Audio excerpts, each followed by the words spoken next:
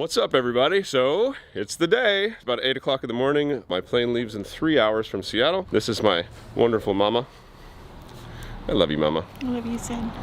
I'm sadly saying goodbye to her, but we got a month together. That was fun. And I'm going on another adventure. The sea, here we come. I've been offered to board a plane bound for Hawaii. Get on a boat I've never seen, with people I've never met, and sail 3,300 nautical miles across the Pacific Ocean. What would you do? The boat in question is a 1984 Mason 63, designed by Alvin Mason in the late 1970s. Mason had, in his early career, worked for John Alden, whose famous designs include the Bristol 35, Fuji 45, and many custom schooners. Having also been the head draftsman for Sparkman Stevens, he took many of the design elements from the yachts he penned over his career and put them into his legacy boat, the Mason 63. The crew includes Mark, the owner of the boat, his daughter Erin, her boyfriend Jake, and my buddy Ryan. Yeah, okay, I know one of them. Needless to say, after 30,000 miles on a catamaran, I was more than a bit intrigued to see how this beautiful yacht would handle herself in the deep blue. This boat hadn't been out on the water since her crossing to Hawaii over a year ago, so we needed to go through and check to make sure she was seaworthy for the journey. The first thing we did was take the sails down to simultaneously check them for wear and check the halyards for chafe. For you non-sailors, halyards are the lines that hold up the sails. Okay, so we found our first problem here. This is the jib halyard. It goes onto the top swivel of the Harken roller furler and pulls it up. So this is stay set, and this is Dyneema chafe sleeve, and there's a pretty good, this is worn through all the way to the stay set. This will break underway if it gets enough strain on it. So what we need to do is to take this and move it so it's on the block up a little farther. So what we're gonna do is cut off this one. I'll cut off all the whipping, and then probably just pull the whipping out, and then we'll tie it in a bowline. That'll make this block right about here instead. And then we're gonna lock wire all the shackles, because one of the shackles was just completely, it was about to fall off. Make sure all your shackles are lock wired, because this one was like on the hairy edge of. The next step was to lube the sails as we raised them back up. That way, if we have any problems offshore, it'll be that much easier to get this big piece of Dacron down in an emergency. Checking the mizzen, that's the rear mast on a two-masted boat, we found a very similar problem where the chafe was even more significant. We handled this halyard in the same fashion, and the mizzen sail was ready to go. I just got off the phone with Eric. We're getting our iridium. That's amazing. Thank you, Eric. You're the man. He went and dug through all my crap from Zingaro, like 7 boxes full of shit to get that iridium. So now we're gonna make a list of what we need from the parts store. We need some 5200 and some butyl tape to rebed anything that's leaking. Mark says that there's a couple of leaks, which means that there's probably going to be more than a couple, and one of them is going to piss water, because that's always what happens on a plastic boat. And then there's a couple lines we need replacing, and fishing line, because fishing is very important. Got to make the crew happy. Right, Ryan? Yes, sir. Gonna catch some fish, some mahi-mahi, and some tuna, maybe a sailfish. What's your favorite fish? Ooh, I gotta say mahi, dorado. That is a good one. How about you, Mark? Tuna. Some bluefin, some yellowfin? Either one. Blackfin? All of that. And I like Ono, so it doesn't matter what fish we get, it's gonna be our favorite one! After we dealt with all of the sails and gave the rigging a good inspection, it was time to visit the generator and the diesel. This boat has an absolutely breathtaking engine room with full access to everything, making oil changes and maintenance very easy. The deck is even designed to come off in the area above the engine so you can pick the engine out with a crane. This bad boy is a 2-stroke Detroit Diesel 453, arguably one of the best diesel engines ever made. As it's just been rebuilt, it looks beautiful. Here you can see us cleaning out the seawater cooling strainer. That little basket will suck up anything from seagrass to jellyfish. Yep, you heard me. We found jellyfish in there. The last engine maintenance item was to change the fuel filters and change a cracked filter housing we found in our inspections. After seeing to the engine maintenance, we were ready to take the big girl out for a shakedown sail. We wanted to check that everything was, in fact, set up to do what it was supposed to do, and test a few things we couldn't check at the dock. After raising the sails, the wind really piped up, and we got a chance to do some training on reefing the sails. We also started the water maker to make sure it was making us the oh so important shower water. People get pretty stinky after 3 weeks on a boat. Okay, the day's over. We took the sails down and now we're beating into the wind, 23 knots, probably 2-meter waves, and it's not really fun. But the boat's handling it well. We're doing 5 knots, like straight up wind. I could never do this with Zingaro. So you said the propeller gives you the push, not the engine? Yeah, the propeller. A good propeller makes all the difference in the world. This is a Max Prop 4-blade. 4-blade. 4-blade. Lots of traction. Maybe I'll go down below and show you guys what's banging around down there. Well, this is why you do a sea trial. We found many broken latches, leaking deck hardware, and other points of maintenance we needed to deal with. And after we got into port, Mark and I had a meeting to make a list of everything we needed to do before departure.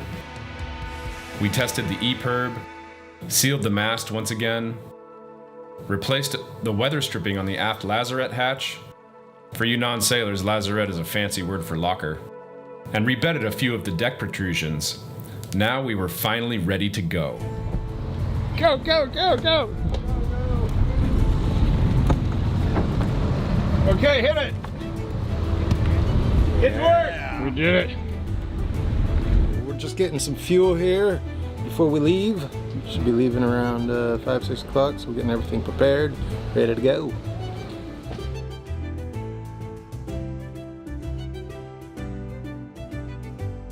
It's said that the hardest knot to untie is the cleat hitch.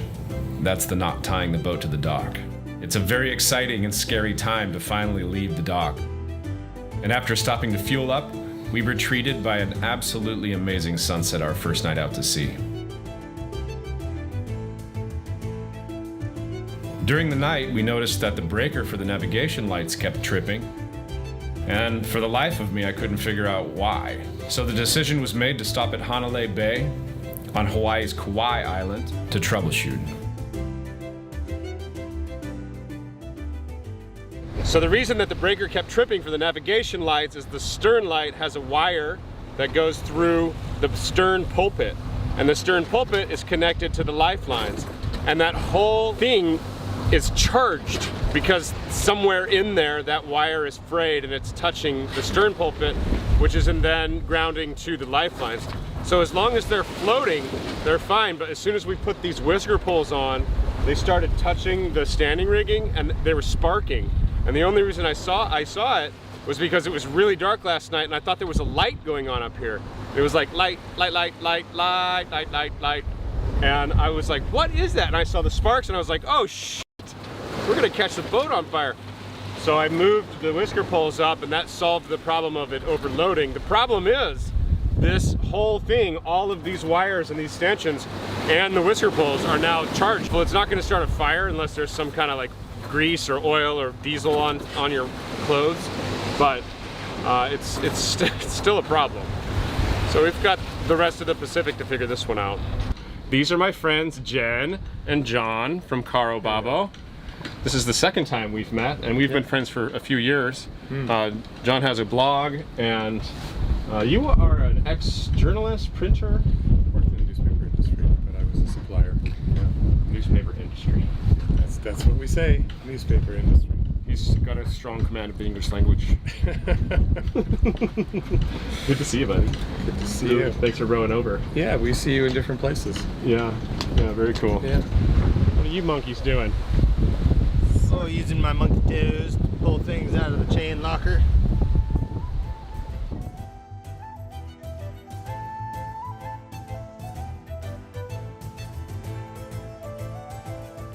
After fixing the navigation lights and playing in the water for the day, we were ready to raise the anchor and head out on what would become a 3,300 nautical mile journey all the way from 21 degrees latitude in Kauai to 48 degrees north, that's Vancouver Island, and back down to our final destination, San Francisco, at 37 degrees. We didn't know what we had in store, but we were all saying a small prayer to Neptune to get us through safely.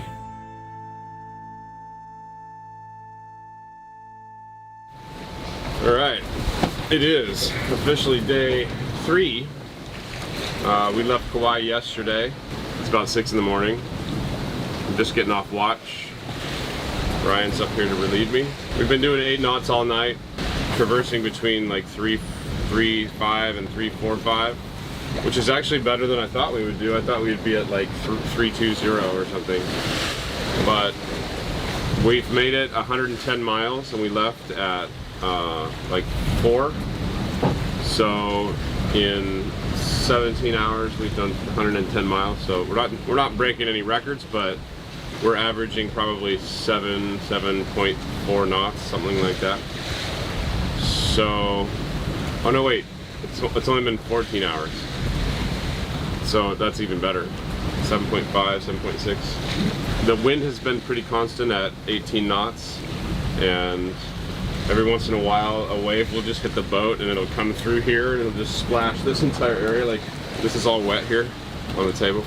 I had to get my foulies on last night because I was freezing cold.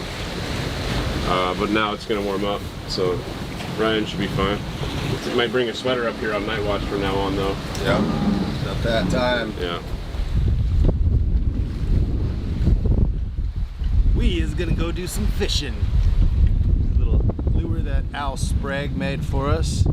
This thing just rigged up ourselves a little wire leader with a swivel and some 250-pound test trawling line.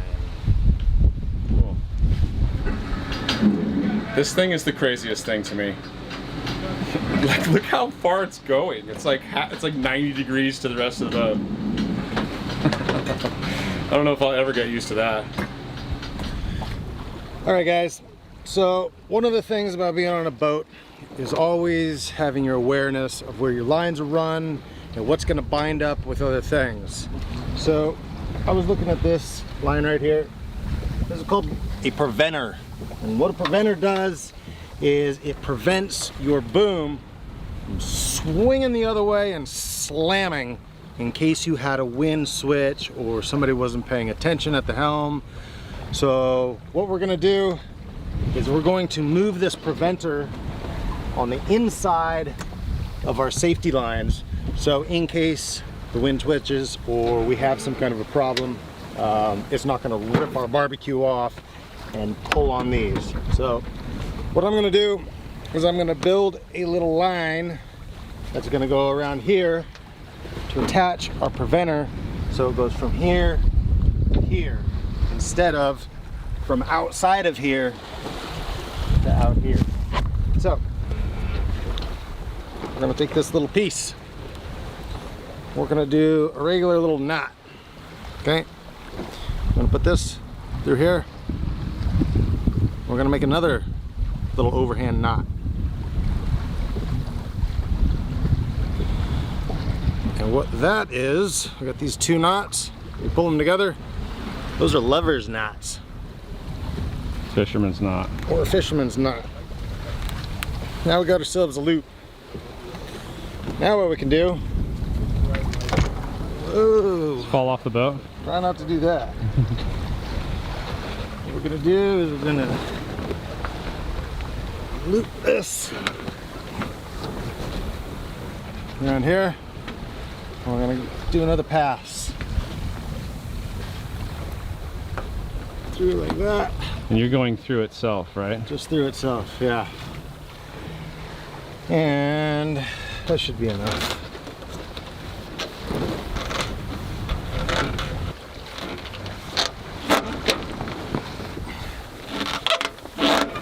Put tension on it.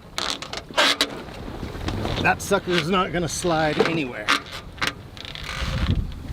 So now that we've got this guy fixed to where we want it, We're gonna take this preventer off, and we're gonna move it in front.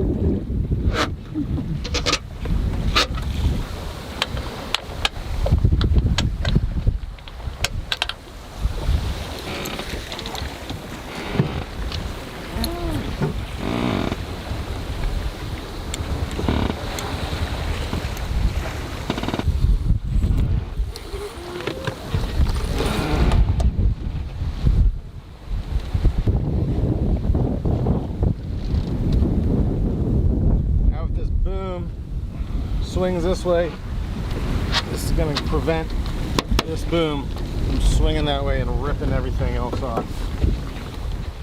Yeah, that'll be a lot easier to tack now too, because we can just disconnect it from here and then bring it over here and connect it to the other one.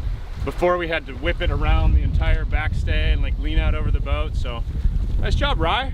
Good on you, brother. This stuff is called Spartite. It seals the mast in this little boot. And I think what's happening is every time it's loaded down, it's separating the mast from the Spartite. And it's just leaking a little bit because we sealed it here on the back, but we haven't sealed it all the way around the mast. So I'm gonna put a little bead all the way around the mast and I hope that'll fix it. I think it will. So a little trick with this 5200 stuff, keep it in the freezer. It'll make it a little harder when you're in really hot climates. Otherwise it gets really runny. Another little trick that you've seen me do if you've been paying attention is to lick your finger before you touch the adhesive. That way you can make it nice and pretty without getting any on your hands. Because as all of us sailors know, that 5200 is some nasty stuff. It's such good adhesive that we often call it screw the next guy. So this is a series of knots, I guess, that after said and done, we call it the butterfly testicle hitch. And it's for fastening something, cinching something down towards a cleat. So you start off by making a loop. Some people might call this a perfection loop. You run a, just kind of like a pretzel there, back through your main loop, and then around your main line, tag end around the back side of the main line, through your main loop, and then around the two strands where your bite or final loop is going to be. Just get that tag end to stick out and cinch it down nice. So Ryan, if you can hold your finger there, like your finger is the cleat, right? And then you're gonna take your main line and run like you're a bite through it, like you're making a trucker's hitch. There's your butterfly testicles, okay? So then I'm gonna be the object we're cinching down to the cleat. And you're just gonna, you can run like a clove hitch off of this or just loop around, whatever you need to do to fasten your object down. We'll do a clove hitch around my arm, so the object. And then you finish it like a trucker's hitch. God damn it. Just like that. Cinch it down. Ryan is the cleat, remember? And just tie a bite to finish your trucker's hitch. Cool. Bam, bam. Complicated series of knots that we call the butterfly testicle hitch. Mostly for boat applications, So what? things like that. Can you tie using this the again, cleat. this part of it? Oh yeah, that's just like a mainline Oh. bite. Overhand. Just a mainline bite. Got Quick release system. it. Got it. If you tie it from this end, it doesn't work, right? A lot of people know that. You have to just play with it so you know which side you're tightening. Oh, I see. Otherwise, if you cinch this down and you pull on it, it just cinches down to your other line. Say my finger's the line. Yeah. So if I tie this on the wrong side of the line, Just make a slip loop. it's gonna cinch down to my line and it's gonna be a pain to get out later. So you always have to tie that down. See how it cinches? Yeah. You always have to tie the start of that like trucker's hitch on the right side of the line, otherwise it's going to cinch down. So you want your main line to be able to pull that trucker's hitch loop like free. So I'm pulling the main line. It's all a matter of where your tension is coming from. I like that knot. Clove hitch around your arm or whatever you're cinching down to the cleat. Back through. I can kind of cinch that and tie a regular bite so it's all easy to undo later. Love it. Cool. Alright, so what we do? This is the fireman's carry. Fireman's carry, yeah.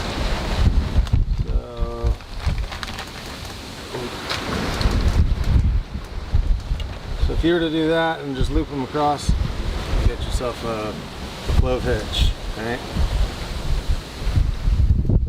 But instead of overlapping them, like this,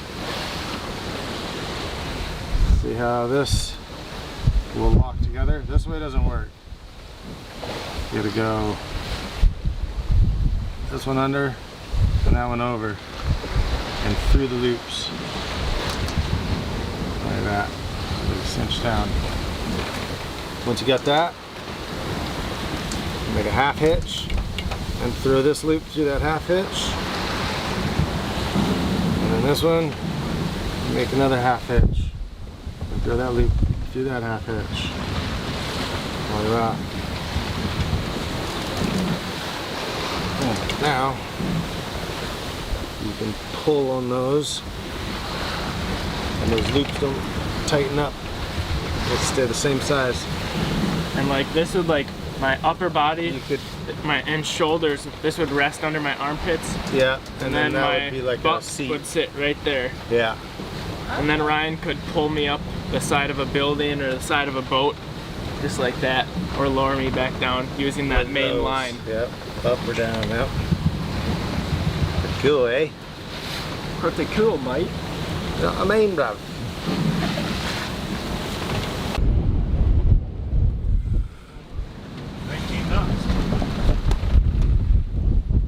Can you guys see the rainbow? That's a pretty one. So I just reefed down the whole boat. Mizzen's on the single reef, main's on a single reef, staysail's put away, and the jib is fully out. We are doing 9.2 knots on a course of 340, and the sun's about to set. It was a beautiful day today. This is like what sailing days should be. Sunny, good wind, 15 knots of wind all day. Just picked up now that the sun's going down, so hopefully that'll actually stay because we want to be trucking. Wind forecast comes out in an hour, and we might see the green flash tonight. Have you ever seen the green flash, Aaron? Yeah. Yeah? Yep. How about you, Mark? Yep, several times.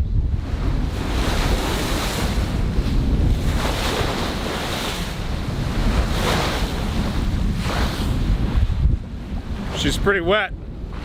We've been taking waves all day. We're kind of beating up wind. We're keeping the wind at about 60 degrees so we can make some northerly progress, because there's a big high coming through on the north, and then there's the low up there by Canada. So we've got to go all the way around that and kind of shoot the gap and split that and come back down. I'll show you guys on predict wind.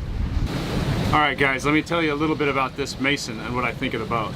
We are doing 10 knots right now, 10 knots, with a reef in the main and a reef in the mizzen and the jib fully out. This is the nicest 10 knots I've ever done on any boat. Be that as it may, this is the biggest sailboat I've ever taken a passage on, so I don't have a lot to compare with. But if I had to choose between this and Zingaro doing 10 knots, I would choose this any day. Whoever gets this boat is lucky. She's a stout, good sailing, very, very nice sailboat. And I'm not just saying that because Mark said he'd give me 5% on the sale. Because he didn't say that. Seriously, yeah, I love this boat. If I had an extra 150 grand, I would buy this right now. I don't know if I'd want the maintenance on a 65 footer, but this is a nice boat. I can't believe we're doing 10 knots. We're doing 10 knots, reef down. It's insane. Who built this? They did a good job. What's your thoughts, man? Is this a common thing for you to be doing over 9 knots average? Yeah.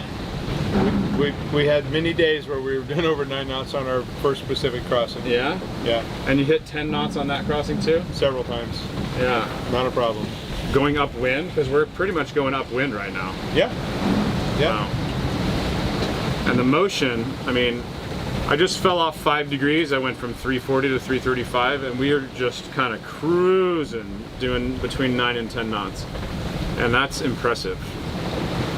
That's one thing about 70,000 pounds. It goes through the water. It doesn't go over the water. Yeah. Yeah. So the sails are trimmed as about as good as they can be, and we're ready. I just put all the reefs in myself. I feel pretty proud about that. This boat can be single-handed.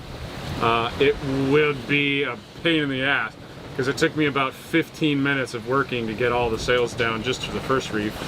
To get the staysail in, get the main down to the first reef, and get the mizzen to the first reef. It took about 15 minutes. It would be a little dangerous to single-hand this thing, but it can be done. How about you, Mark? What do you think? Single-handing? Yeah. Too much work for an old man. What you making, buddy? We are making pizza tonight. And I think the last one is ready to come out of the oven. Oh yeah. Look at that beauty. Wow. What is it? That one's got barbecue chicken and pepperoni, some cheese, pre-made crust, standard sauce on there. Oh, it's good.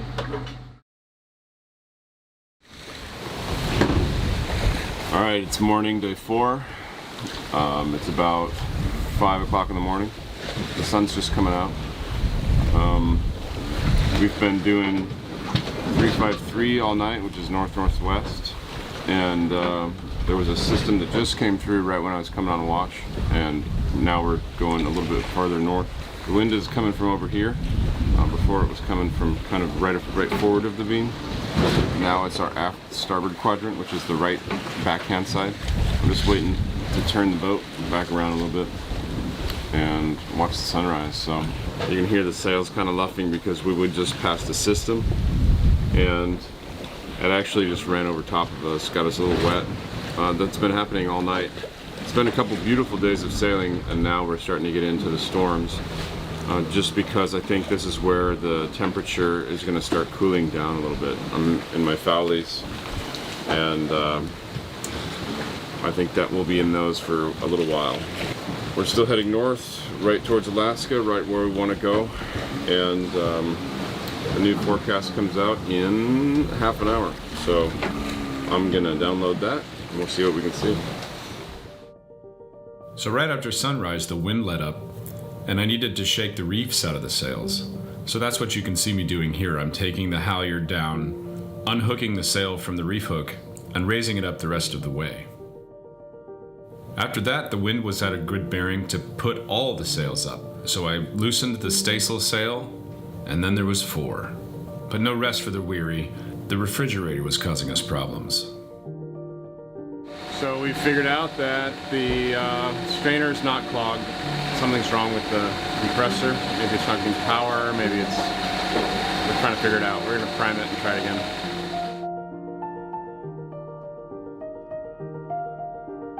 So this would be a problem that would haunt us for the entire way. What we ended up figuring out here was that the boat was going fast enough where the water moving past the through hole was causing a vacuum and actually sucking air through the line and unpriming the pump. So we needed to prime the pump every time we went over 9 knots, which was really a pain in the butt. The way to remedy this would be put a check valve on the exhaust water for the refrigerator, or close the inlet when you were done running the refrigerator. The problem with that is the inlet was underneath the engine.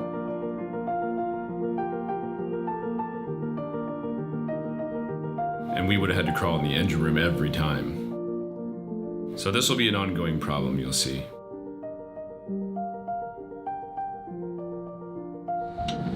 Okay, false alarm on the, what is it called? What was I working on? Oh, the refrigerator. False alarm on the refrigerator. It looks like we just preemptively started working on it without checking to make sure it was not below the temperature it needed to be to click on. So I think it's actually at 13.5 now. It was at 12 before, so it should turn on now. You want to try it? Okay. Let's see. Let's hear. It will be right under here.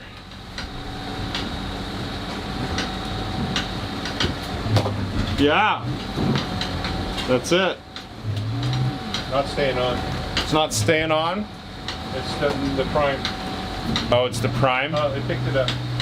There it goes. Yeah, look, I fixed it. Mark fixed it. Okay, I just took the first shower I've taken all trip. Look at my hair, it's so silky smooth. And I feel great. That's a great shower. All right. Okay, this is our first catastrophe. We're 3 days in and this is really messed up. So we were going to take a second reef on the main, and the second reef line got wrapped around the boom, got stuck. We had to undo the jack stays. That got let go of and went all the way up the mast. So we just took all the sails down. The wind is about 21 knots, and it's, you know, it's not like life or death, but it's kind of scary, you know. I'll show you guys this mess.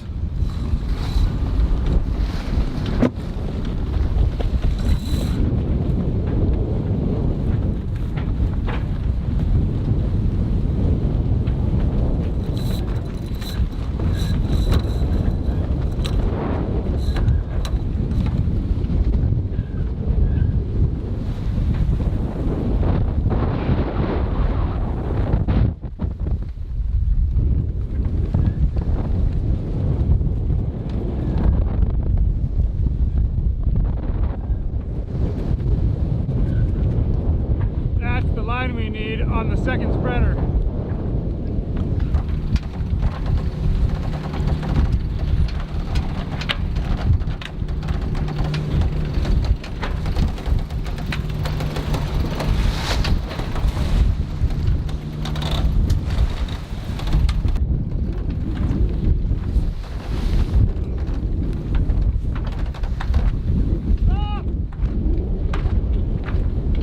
Let me down!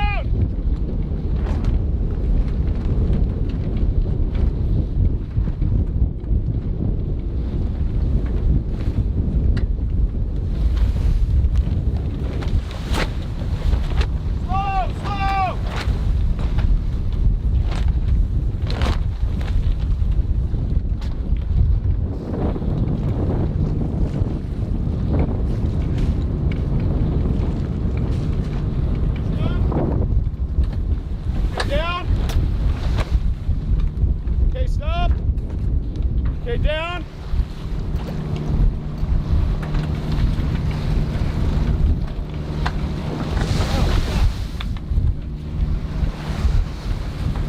Wait, whoa! What side of the spreaders does it need to be on? This side. What? This side. Are you sure? Yeah. Are you sure? My side, yeah. Okay. Yeah. Come down. Got it? Go down. Off of this thing. Do not like this ride at all.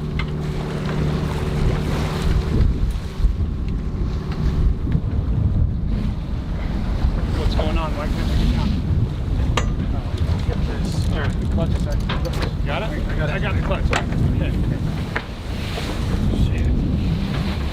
Fuck that ride, man. It's fun, isn't it?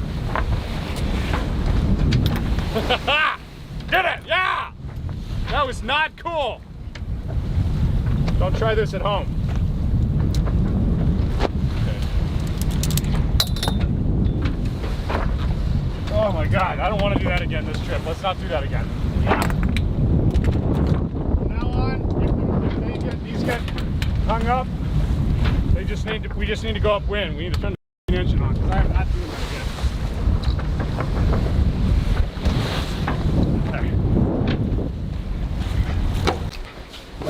Okay, crisis averted. We have all the sails back up. I went up the mast, got the thing down, we fixed the jack stays. But in the confusion, someone was in the shower. And she has a scopolamine patch on. A scopolamine patch is a little patch you put behind your ear to help with seasickness. And what does it say on the box? Not to, if you touch it, you gotta wash your hands. And if you get it in your eye, you have to seek medical attention. So, did you get it in your eye? I sure did. Have you seeked medical attention? No. Show everybody. Oh my God, your left pupil is so much bigger than the other one. You need to seek medical attention. Yeah. I mean, do you want to like call someone? I think I'm the closest thing to a medic we have on the boat. Definitely. Do you want to like use the sat phone and call? No, it'll someone? go away. I mean, my mom. Are you sure? My You mom look did like this and it went away. You have a brain injury. Oh, poor girl. It's so big. Well, at least you're clean. Yeah, I'm clean. Okay, status update. It's still day 4. Everybody took a nap right after lunchtime, after we had some sandwiches. We had some trouble this morning where we were trying to get the main double reef down and I let go of the jack lines and it just went all the way up to the second spreader. Then I had to go in the boatswain's chair. We had to go upwind and it was just the worst time. It was like 24 knots of wind. And so after that, everybody took a nap. Mark was up here and he noticed that we had a fish on the line. So he woke everybody up and said, "Hey, are you guys ever gonna come up here and get this fish?" And we caught a sailfish. And none of us knows really if sailfish is gonna be good. I've had it before smoked and I've heard that it's bad as sushi. We tried it all raw and it was a little gamey and fishy, so we're gonna try it, marinate it as steaks and grill them, and then we filleted some, make it into like, I don't know, pasta sauce or something. Or maybe just like bread it and fry it and have some fried sailfish. Pretty fish.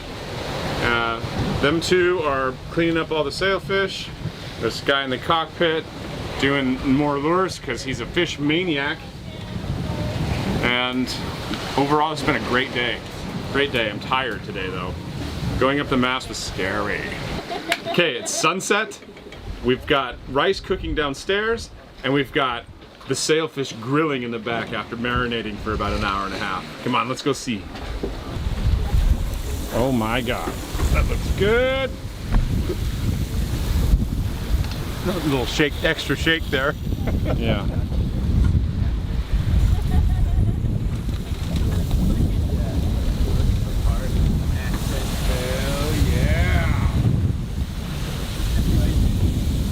Now we're living.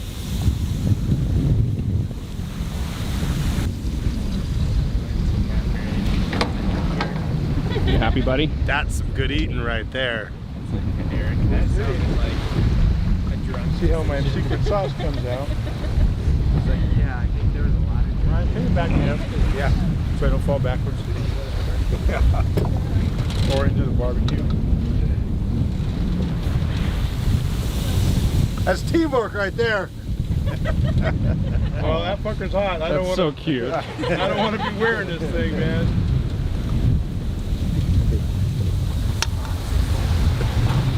Okay. You can let go now, Ryan. But I just don't want to.